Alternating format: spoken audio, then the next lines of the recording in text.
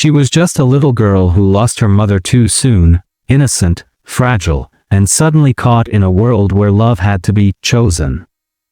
Her father, a wealthy man with everything money could buy, lined up 5 glamorous, powerful women for her to pick a new mom. But in the shadows stood someone no one expected, a woman the others barely noticed, a woman society often overlooked because of the color of her skin.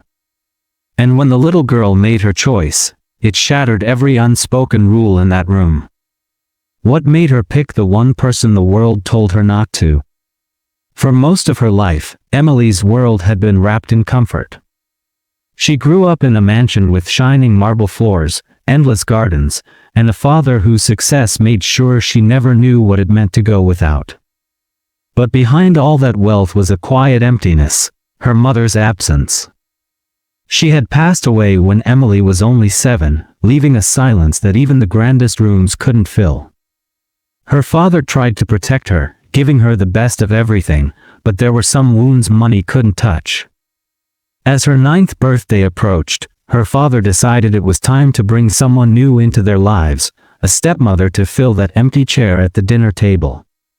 He invited 5 women, each more glamorous and wealthy than the last. But among them, unnoticed by most, was a woman who didn't fit the scene, a quiet, black housekeeper who had worked in the background for years. None of them knew it yet, but this choice would spark a storm far bigger than a family decision. The day of the selection came with more spectacle than Emily could have imagined. The marble-floored hall was decorated with fresh flowers, golden chandeliers glinting above, and the faint hum of expensive perfume lingering in the air.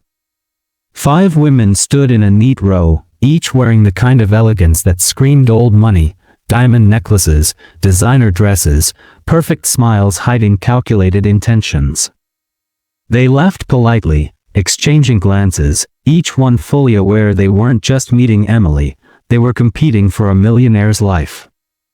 But at the far end of the room, away from the polished smiles and sparkling jewelry, stood someone who didn't belong in this parade of wealth. Her name was Grace. She wore a plain navy dress, her hands folded neatly in front of her, eyes lowered, as though she already knew the room wasn't built for her.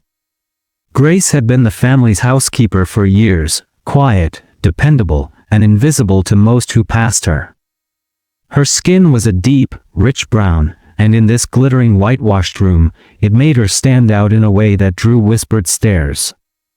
Emily noticed them, the side glances, the subtle smirks, the way some of the women barely acknowledged Grace's presence. They didn't have to say it out loud. It was in the way their eyes slid past her, in the way their conversations conveniently excluded her. One of the women, dressed in emerald silk, whispered something to another, and both stifled a laugh. Grace pretended not to hear, but Emily saw the flicker in her expression, small, but enough to betray that she had. Her father, Richard, announced that each woman would spend time with Emily that afternoon. "Get to know her," he said with a charming smile. "She'll make her choice at the end of the day." The interviews began. The first woman, dripping in jewelry, spoke about shopping trips to Paris, spa weekends, and front-row seats at fashion shows. She smiled wide but never once asked Emily what she liked. The second promised private tutors and horseback lessons, her tone more like a sales pitch than a conversation. Each of the rich women had their rehearsed answers, their polished charm. When it was Grace's turn, she didn't have glittering promises or luxury adventures to offer. She sat with Emily in the garden, away from the noise, and asked her about her favorite books. She listened. Really listened. She noticed the way Emily's face lit up when she spoke about her late mother's lullabies. And when Emily shared that she sometimes felt invisible in her father's big world, Grace didn't tell her she was wrong, she told her she understood. But while their quiet moment unfolded, the whispers inside the house grew sharper. One of the women muttered to another, "It's sweet, but let's be real, Richard's not going to let his daughter be raised by the help." Another added with a smug smile, "Especially not her." The emphasis was soft, but the meaning was loud. By evening, the air felt heavier. Emily was supposed to announce her decision in front of everyone. Her father stood at the center of the hall, the women lined up beside him like contestants in a pageant. The room was warm with anticipation, but beneath it ran an undercurrent of tension, an unspoken belief about who deserved to be chosen. Emily's gaze swept across the line. Her heart pounded. She thought of the practiced smiles, the promises wrapped in glitter, the dismissive glances toward Grace. And then she thought of the quiet conversation in the garden, of someone seeing her not as a millionaire's daughter, but simply as Emily. She took a deep breath. The room seemed to hold it with her. Her father smiled. "Well, Emily, who will it be?" Her next words would not just surprise the room, they would split it in two. The silence in the hall was deafening. Every eye was fixed on Emily as she took one step forward. Her small voice carried through the room. "I choose Grace." The words hung in the air like a glass about to shatter. For a split second, no one moved. And then it began. A sharp gasp from the woman in emerald silk. A low murmur rippling through the room. Someone laughed, not a laugh of amusement, but of disbelief. Her father's smile faltered. "Emily, sweetheart," he began, but he didn't finish. One of the rich women spoke up, her voice laced with poison. "Richard, this is a sweet gesture, but you can't be serious. She's the housekeeper." The way she said it made "housekeeper" sound like an insult. Another chimed in, "And not just that, you know how this will look." Grace stood frozen, her hands clasped tightly, eyes darting toward the door as though bracing for the moment she'd be asked to leave. She had been here before, not in this room, not in this exact way, but in situations where she was made to feel like she didn't belong, where her worth was decided by people who had already made up their minds. Richard cleared his throat, caught between his daughter's choice and the storm brewing in front of him. "Emily, there are practical considerations," he said carefully, but the careful tone only made the women's smirks grow bolder. Emily's voice wavered, but she didn't back down. "She listens to me. She cares about me. None of them even asked who I am."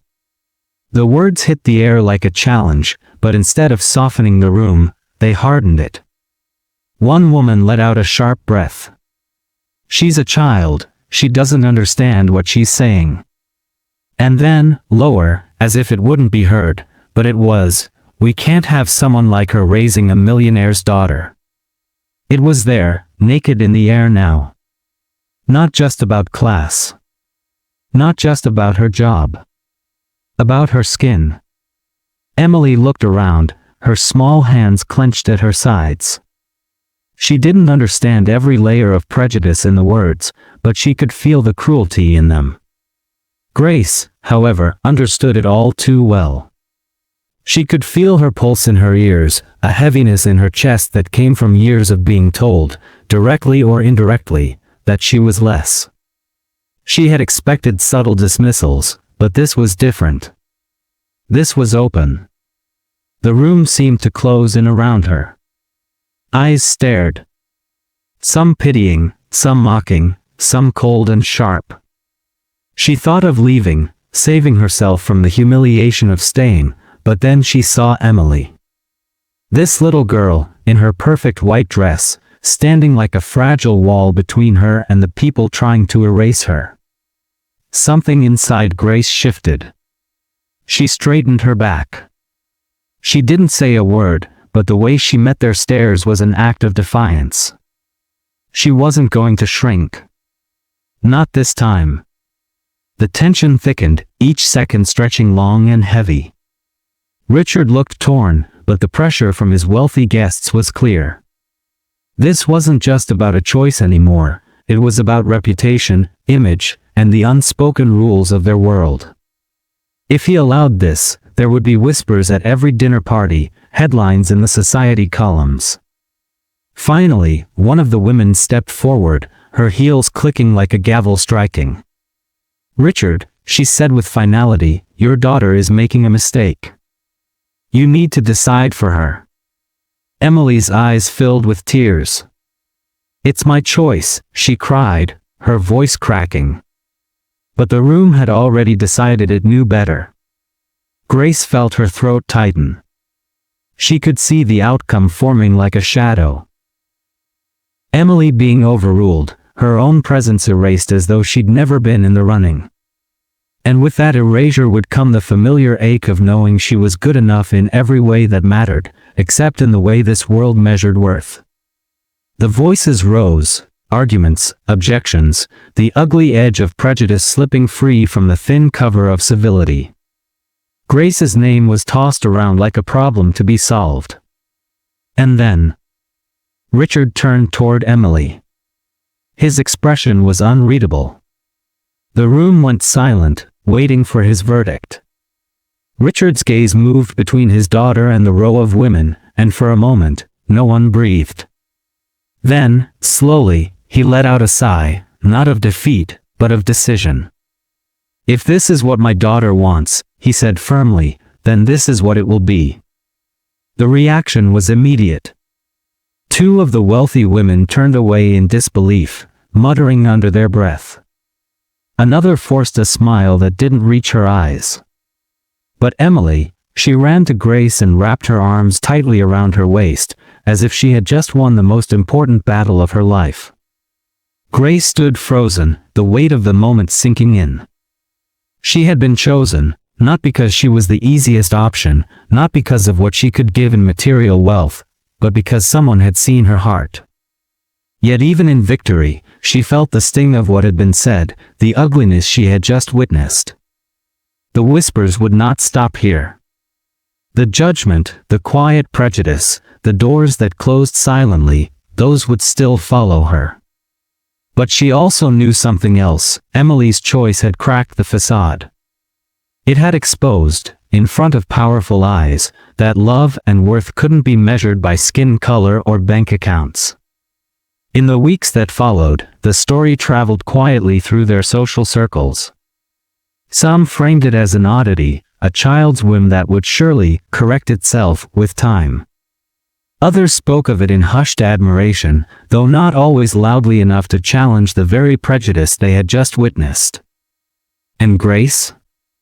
She carried on, not as the help, but as a mother, raising Emily with the same patience, strength, and love she had shown in that garden. She knew she couldn't change the world overnight. But she could change the world for one little girl.